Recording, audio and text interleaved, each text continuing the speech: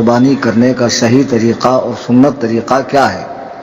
بعض لوگوں کو دیکھا ہے کہ ذبح کرتے وقت لیکن اس کے رگ کو جدا کرنے میں کوئی دقت ہوئی تو دوسرا بندہ دوسری چھری پکڑ لیتا ہے۔ ایسے کئی مسئلے پیش آتے ہیں۔ اچھا سوال پوچھا انہوں نے ماشاءاللہ، اور قربانی کا موقع بھی ہے، اور عام طور سے بھی سال بھر مسلمان کھانے کے لیے مرغی، بکری، گائے، بھینس وغیرہ ذبح کرتے رہتے ہیں۔ تو جو مسلمان یہ کام کرتا ہے ذبح کا، اس کو چاہیے کہ اس کی پوری معلومات حاصل کر لیں۔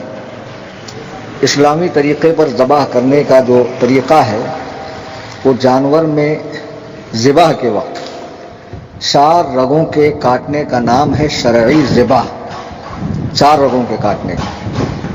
پہلی رگ جس سے سانس آتی جاتی ہے اس کو نرخرا کہتے ہیں، یہ کٹنا چاہیے۔ دوسری جس سے کھانا پانی پیٹ میں جاتا ہے، اور پھر وہ 2 رگیں جن کو شاہ رگ کہتے ہیں، جن میں خون پھرتا ہے، جو سانس آنے جانے اور کھانا پانی آنے جانے کی رگوں کے دائیں بائیں ہوتی ہے۔ یہ 4 رگیں کٹنا چاہیے۔ اگر ان میں سے 3 رگیں کٹیں جس سے سانس آتی جاتی ہے اور جس سے کھانا پانی آتا جاتا ہے، اور ایک شہ رگ کٹ گئی، تب بھی ذبیحہ حلال ہو جائے گا۔ اب ذبح کرنے کی شرطیں کیا ہیں یہ جان لیجئے۔ ذبح کرنے والا مسلمان ہو، ذبح کرنے والا عاقل ہو، یعنی اس کے پاس عقل ہو، مجنون پاگل نہ ہو، ذبح کرنے والا ہوش کے عالم میں ہو، مدہوش نہ ہو، بے ہوش نہ ہو، نشے کی حالت میں نہ ہو۔ ذبح کے وقت اللہ تعالیٰ کا نام لینا، مثلا بسم اللہ واللہ اکبر، اور اللہ تعالیٰ کے سوا کسی اور کا نام نہ لینا، ورنہ جانور مردار ہو جائے گا، حرام ہو جائے گا۔ بسم اللہ واللہ اکبر کہتے ہی ذبح کرنا۔ ذبح کے وقت جانوروں میں کچھ نہ کچھ، جب آپ نے ذبح کیا تو کچھ نہ کچھ اس میں حیات ہونی چاہیے، جانور میں کچھ نہ کچھ حیات ہو۔ اگر ان شرطوں میں سے کوئی شرط پوری نہ ہوئی یا خلاف ہو جائے تو پھر جانور حلال نہ ہوگا، مردار ہو جائے گا۔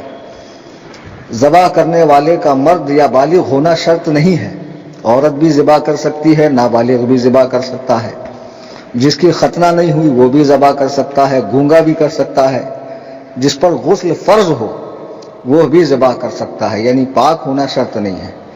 ان سب کے ہاتھ کا ذبیحہ درست ہے، بشرطے کہ یہ لوگ مسلمان ہو، عاقل ہوں، ہوش میں ہوں، اور بسم اللہ واللہ اکبر کہہ کر ذبح کرے۔ اور مسلمان سے مراد سنی صحیح العقیدہ مسلمان، نہ کہ وہابی دیوبندی۔ وہابی دیوبندی ان تمام شرطوں کو پورا کرتے ہوئے بسم اللہ واللہ اکبر کہتا ہوا ذبح کرے، تب بھی وہ جانور مردار ہے، سور کی طرح ناپاک ہے، چونکہ وہابی دیوبندی اصل میں مسلمان نہیں، اور ذبح کے لیے مسلمان ہونا شرط ہے۔ اب اس پر کسی صاحب کو اعتراض ہو تو وہ مجھ سے فون پر بات کر لے یا گروپ میں سوال کر سکتا ہے کہ وہابی دیوبندیوں کا کفر ہم اس کو ثابت کریں۔ اب ذبح کی سنتیں کیا ہیں یہ سمجھ لیجیے۔ ذبح سے پہلے چھری کو اچھی طرح تیز کر لینا، ذبح سے پہلے جانور کو پانی پلانا، ذبح کے وقت جانور کا سر جنوب اور منہ قبلے کی طرف کرنا، اور سنت یہ ہے، یعنی بہتر یہ ہے کہ جو ذبح کر رہا ہے وہ باطہارت ہو، اور اس کا بھی جو ذبح کر رہا اس کا منہ بھی قبلے کی طرف ہو۔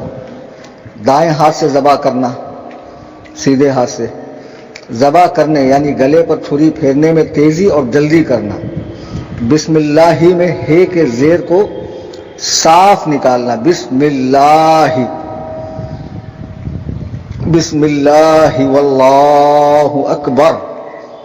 جانور کو نرمی سے بائیں پہلو پر لٹانا، بڑے جانور کے ہاتھ پیر باندھ لینا، البتہ اس کا دایاں پاؤں کھلا رہنے دے۔ اب ذبح کرنے کا طریقہ کیا ہے؟